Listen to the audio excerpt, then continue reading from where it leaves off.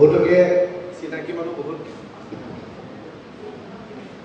বহুত চিনাকি মানুহ দেখিছোঁ।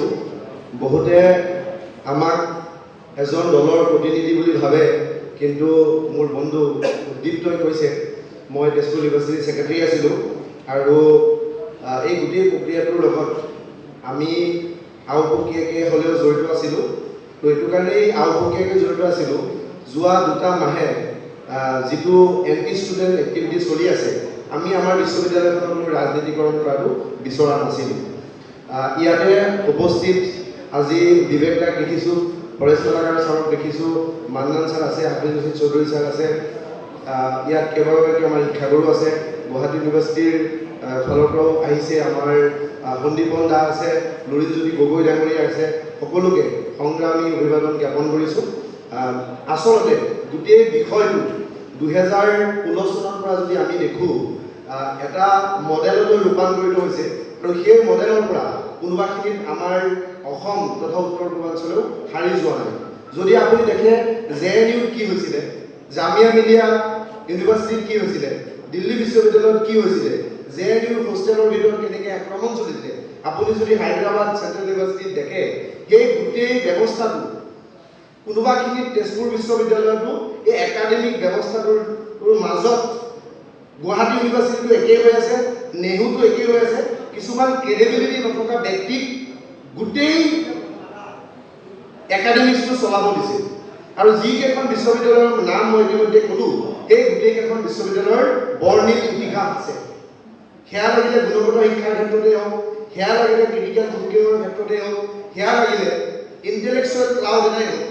আৰু এই গোটেই ইউনিভাৰ্চিটি কেইখনৰ যি ধৰণে এক ইতিহাস আছে, তেজপুৰ বিশ্ববিদ্যালয়ৰো এক সুন্দৰ ইতিহাস আৰু সংগ্ৰামৰ ইতিহাস আছে। আৰু সেই ইতিহাসটো হ'ল এনেকুৱা ইতিহাস যিটো ইতিহাস আছিল অসমৰ বা অসমীয়া সমাজ ব্যৱস্থাটো দীঘলীয়া সময়ত কেন্দ্ৰীয় চৰকাৰে কৰি থকা অৱহেলা আৰু সেই অৱহেলাৰ বিৰুদ্ধে অসমৰ জাতীয় জীৱন, অসমৰ জনসাধাৰণে কৰি থকা সংগ্ৰামৰ ফলশ্ৰুতিত জন্ম হোৱা তেজপুৰ বিশ্ববিদ্যালয়। আৰু জ্যোতি বিষ্ণুৰ দেশত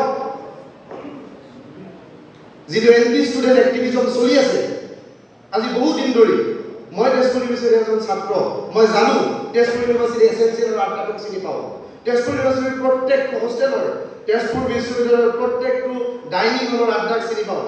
এছএনচিএলৰ সন্মুখত থকা সেউজীয়া, এছএনচিএলৰ সন্মুখত থকা হালধীয়া বাঘ কেইজনক মই চিনি পাওঁ, কপিলী হোষ্টেলৰ সন্মুখত থকা জলপাই জোপাক মই চিনি পাওঁ, লাইব্ৰেৰীৰ ফ্ৰণ্টত থকা বগৰীগছ জোপাক চিনি পাওঁ। তেজপুৰ বিশ্ববিদ্যালয়ৰ মাটি, বায়ু, প্ৰত্যেকটো গছ, প্ৰত্যেকটো চৰাই চিৰিকটিৰ সৈতে আমাৰ সম্পৰ্ক আছে। কিন্তু আমাৰ বিশ্ববিদ্যালয়, মই আকৌ কৈছোঁ, জ্যোতি বিষ্ণুৰ দেশত, জ্যোতি বিষ্ণুৰ ৰাজ্যত, জ্যোতি বিষ্ণুৰ নগৰীত, উত্তৰ অসমত কেৱল মাত্ৰ এখনেই ফুল ফ্লেজেড ইউনিভাৰ্চিটি।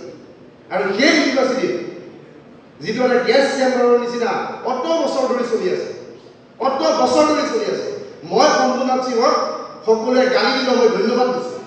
মই ধন্যবাদ দিছোঁ এইটো কাৰণে, শম্ভুনাথ সিঙৰ কুটিল ৰাজনীতি আৰু শম্ভুনাথ সিঙৰ দুৰ্নীতিৰ দস্তাবেজ যদি মুকলি নহ'লে হয়, তেতিয়া আজি বিগত 10-15 বছৰ ধৰি 2014 চনৰ পৰা 17 চনলৈ মই নিজেই সাক্ষী সেইখন বিশ্ববিদ্যালয়ত কি ধৰণৰ কৰাপশ্যন হয়, সেইখন বিশ্ববিদ্যালয় কোন চৰকাৰ তাত জড়িত, কোন ইছলাম তাত জড়িত, মই নামকেইটা এতিয়া কৈ দিব পাৰোঁ, কিন্তু নকওঁ।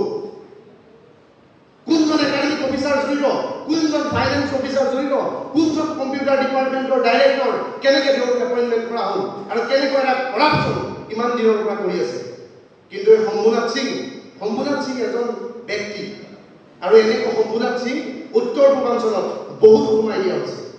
উত্তৰ পূৰ্বাঞ্চলৰ যি একাডেমিক ইণ্টিগ্ৰিটি, সেই ইণ্টিগ্ৰিটি নষ্ট কৰিব চেষ্টা কৰা হৈছে।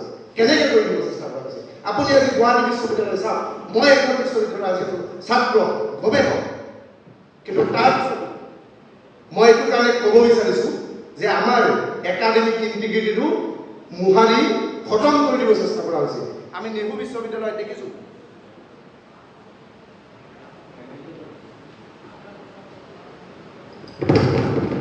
আমি নেহুত দেখিছোঁ, নেহুত কি হৈ আছে, ইমান দিন ধৰি ভাইচ চেঞ্চেলৰ নাই। গতিকে উত্তৰ পূৰ্বাঞ্চলৰ একাডেমিক ইণ্টিগ্ৰিটিৰ কাৰণে মই ভাবোঁ উমৈহতীয়াভাৱে আমি ঐক্যবদ্ধ সংগ্ৰাম কৰিব লাগিব।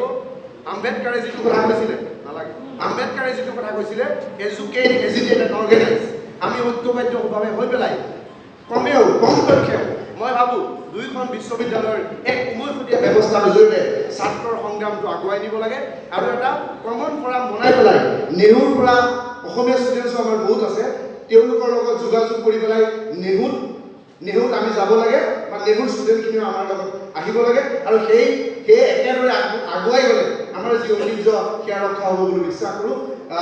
ইয়াত শুনিব আহিছিলোঁ কিন্তু যিহেতু ক'ব দিয়া হ'ল মনৰ খুব বহুদিনীয়া খুব আজি সকলোৰে আগত ইয়াতে বহুত ইণ্টেলেকচুৱেল মানুহ আছে বহুত সাংবাদিক আছে সেইখিনি কথা আপোনালোকক প্ৰকাশ কৰিলোঁ যাতে আমাৰ বিশ্ববিদ্যালয়ৰ শৈক্ষিক পৰিৱেশ কোনে নিয়ন্ত্ৰণ কৰিব সেয়া আমাৰ হাতত থাকে আৰু যাতে আমি বিবেচনা কৰিব পাৰোঁ সেইখিনি কথা কৈ পেলাই মই মোৰ দুই এষাৰ ইয়াতে সামৰিলোঁ।